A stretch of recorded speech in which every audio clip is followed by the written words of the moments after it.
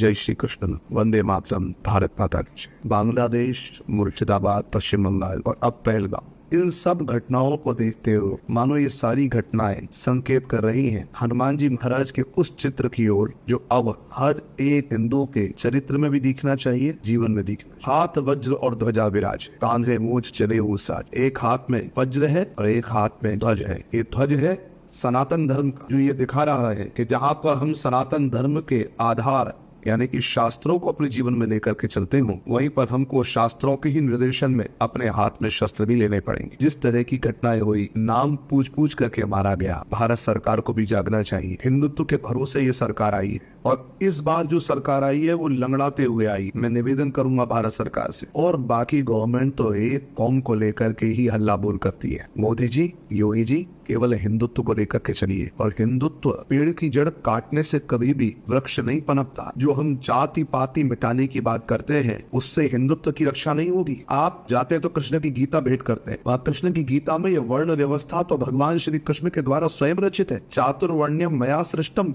ये वर्ण और जाति में कोई अंतर है नहीं। जब तक गुरुकुल शिक्षा पद्धति पुनः स्थापित नहीं होगी, शिक्षा और संस्कार नहीं आएंगे, और जब तक शिक्षा और संस्कार नहीं आएंगे तब तक ये पता नहीं चलेगा कि कहाँ शास्त्र कहाँ शस्त्र का उपयोग हमें करना चाहिए। आज हर एक हिंदू को ये हमला केवल किसी जाति पर नहीं हुआ, ये हमला सनातन धर्म पर हुआ है, क्योंकि हम लोग खुद भूल गए सनातन धर्म की परंपराओं को। मैं भी एक हिंदू, और हिंदुस्तान में रहने वाला सिख भी हिंदू है, जैन भी हिंदू है, हर एक ब्राह्मण क्षत्रिय वैश्य शूद्र सब हिंदू है। हम सबको जैसे एक माला में अनेक मोती पिरोए जाते हैं, ऐसे ही हम सबको हिंदुत्व की माला में एक साथ पिरो करके शास्त्रों का आधार लेकर के, आवश्यकता पड़ने पर शस्त्रों का भी आधार लेकर के अपनी और अपनों की रक्षा करें। केवल नेताओं के द्वारा ये बोलने पर कि घोर भर्त्सना करते हैं हम इस हमले की, अब काम नहीं बनेगा। योगी जी, आपने जो कहा है उस बात के लिए अब कुछ करके दिखाइए कि जहां पर 10 हिंदू रह रहे हो और 90 मुसलमान रह रहे हो, वहां पर 10 हिंदुओं को खतरा है। लेकिन जहां पर